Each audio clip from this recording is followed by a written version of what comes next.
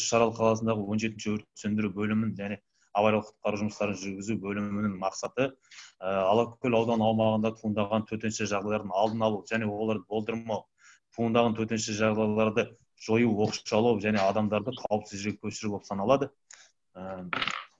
Сіздерге қазір біз өзіміздің жұмысымызбен, өзіміздің жұмыс орнымызбен таныстыра кетемін. Қазір 1 минут.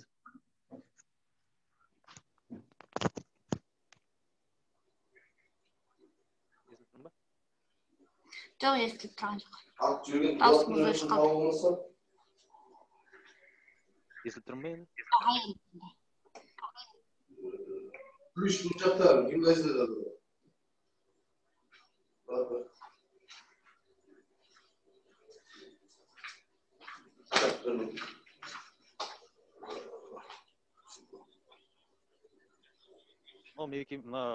Кабинетіміз біздің төтенше жағдайлар бөлімінің, яғни бұл инспекторлық құрамның кабинеті болып есептеледі. Бұл жердегі инспекторлар Алакөл ауданы аймағындағы объектілердегі өрт қауіпсіз саласын тексеріп және олардан орын алған бұзушылықтарды, яғни өрт қауіпсіз бұзушылықтарын жоюға атсалысады. Ал келесі жаққа жүре берсек, мынау біздің Шарал қаласының 17-ші өрт сөндіру бөлімінің жеке кабинеті. Яғни мынау оқу залы. Сіздер мектеп оқыған сияқты біздің құтқарушыларды бұл жерде білім алып, сабағын шыңдап, өздерінің дайындықтарын шыңдай түседі. Мына жер біздің байланыс бекеті болып саналады. Яғни Алакөл ауданы бойынша түскен барлық туындаған хабарламалар 101 телефон арқылы осы жерге байланыс бекетіне түсіп, қабылданып алынып, ары қарай осы қарауылдық қызмет атқарылатын азаматтарға, яғни қызметкерлерге беріледі. Қарауылдық дабылдама түскен кезде қызметкерлер осы немен жүгіріп, жедел қызмет атқарып, өрт сөндіру көліктерін, автокөліктеріне, яғни мына жерде қазір көрсете кететін бізде атсыз Семсорг деген, КамАЗ деген біздің өрт сөндіру автокөлігіміз бар. Бұл яғни бізде бұндай өрт сөндіру автокөліктері 5 өрт сөндіру автокөлігі бар. Кейбіреуі жарамды, кейбіреуі жарамсыз жағдайда. Бұл өрт сөндіру көліктерін барлықтарыңыз білесіздер, қызмет қандай екенін қазір білмеймін. Сәлеметсіздер. Қызмет автокөлігі мынау біздің Ивека. Мынау деген біздің ескі көне өрт сөндіру автокөлігі техникасы, яғни мынау Ивека новый жаңадан келген біздің өрт сөндіру техникамыз. Бұлардың сыйымдылығы Ивекамызға 8 тонна су сияды, мына көлігімізге 2,5 тонна су сияды. Яғни су өртенеді. Мына алдымызда тұрған Трекол, яғни бұл құтқару көлігі болып саналады. Адамдар қыстың боранда немесе өзен көл беттерінде мұзда қалып қалған жағдайда, болотада деген, сондай жерлерде осындай көлікпен барып, вездеход барлық жерде жүре алады. Осымен барып, адамдарды құтқарып, қауіпсіз жерге эвакуациялайды.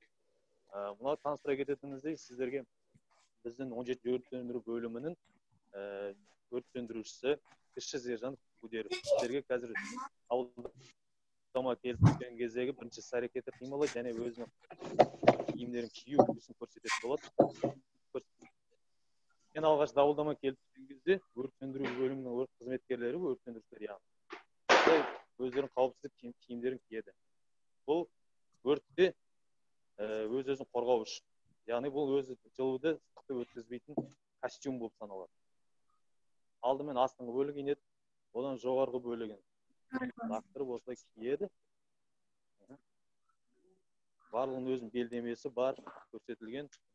Айналаға көрсетейін. 17-ші өрт сөндіру бөлімі қызметкері. Яғни бұл өрт туындаған жағдайда қай қызметтер, қай бөлімшеде қызмет атқаратын туралы белгісі. 17-ші өрт сөндіру бөлімі. Және де одан ары қарай бізде құтқару белдігі. Бұл белдікте тапор дейді, өрт сөндіру балтасы, өрт сөндірушілердің балтасы. Бұл түрлі тоқтың жағдайларда туындаған кезде, сындыра алмай жатқан кезде, есік ашылмай жатты, осындай балталармен сындырып есікті ашуға көмектесетін құрылғы. Келесі мынау краги деп аталады, бұл өрт сөндірушінің қолғабы. Өйткені ыстық баллон, басқа да заттарды ұстаған кезде ыстық қол күймеу үшін осындаймен жұмыс жасайды. Ал мынау өрт сөндіру крагия. Бізде Шарал қаласында биік ғимараттар бар ғой. Сол кезде ол биік ғимараттарды өрт сөндірген уақытта қауіпсіз шығу үшін, яғни төмен қарай түсу жағдай болмай қалса, биіктіктен өздерінің құтқару арқандары арқылы биіктіктен осы краги белдемше арқылы шығып түсе алады.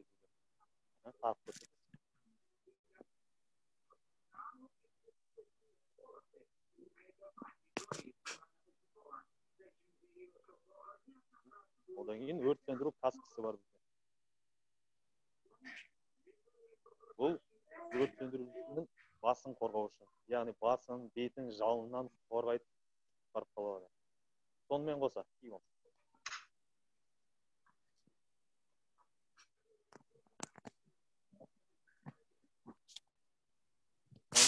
әрбір өрт сөндірушінің өзінің өртті сөндіру кезінде білесіздер, тұншықтырғыш ауа көп болады, таза демалатын, тыныс алатын ауа жоқ болған жағдайда біздің әрбір өрт сөндірушінің өзінің жеке құрылғылары бар. Бұл өрт сөндірушінің сіздерге түсінікті болу үшін сығымдалған ауасы бар аппараты. Әр өрт сөндірушінің аппараты өзінің бекітілген өздерінің аппараттары болады. Бұл сіздерге сұрақ ретінде, бұның қызметі қандай? Сіздерге сұрақ кім жауап береді?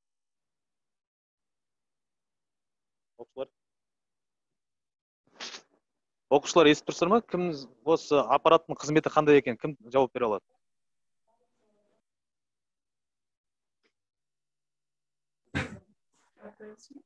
Бұл аппараттың қызметі демалу мүмкіншілігі жоқ жерлерде, яғни өрт сөндірушінің тиімді жұмыс жасау үшін, дем алу үшін, өрт сөндірушінің өзінің уланып қалмау үшін қолданылатын құрылғы. Бұның ішінде 300 атмосфералық ауа бар, яғни 30 минут көрінбейтін және тыныс алу мүмкіншілігі жоқ жерде жұмыс жасауға арналған. Сонымен қатар өрт сөндірушілер өрт оқиға орнына барған жағдайда қандай құрылғыларды қолданады? Біріншіден, әр өрт сөндіруші оқиға орнына келген кезде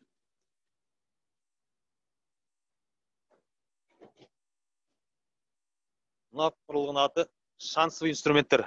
Қазір бір минут.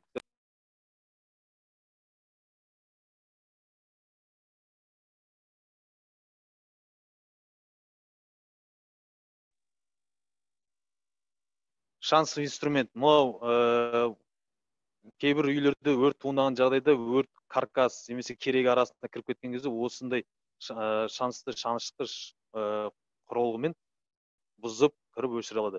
Және де оқиға орнына жеткен кезде әрбір өрт сөндіру техникасында өздерінің өрт сөндіру жеңдері бар. Өрт сөндіру жеңдері түрлі, сіздерге көрінеді ме, көрінбейді ме?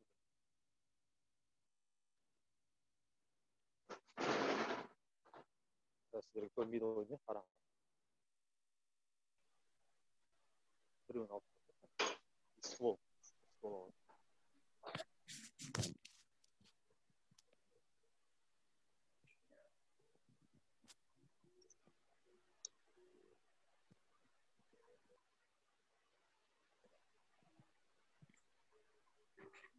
Ағай, бір жақта сет тартпай тұр. Міне. Мынау өрт сөндіру жеңдері, бұл яғни су өткізгіш жең. А мынау оң қолында тұрғаны, бұл өрт сөндіру оқпаны, ствол яғни. Әрбір өрт оқиғасына келген кезде, әрбір өрт сөндіруші, яғни қарауыл, осы өрт сөндіру техникасындағы қызметкерлер мынандай өрт сөндіру жеңдерін жайып, оны техниканы су беретін бөлігіне жайып, екінші бөлігін осындай оқпанға жалғап, өрт ошағына қарай су береді.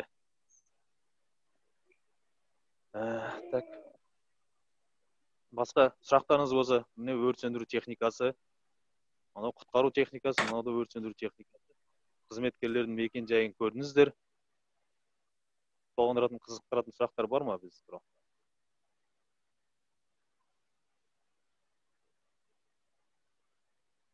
жоқ болса, онда біздің өзіміздің өрт сөндірушімізді өз жұмыс қызмет бабына орнына жіберуге рұқсат етіңіздер. Сұрақтарыңыз бар?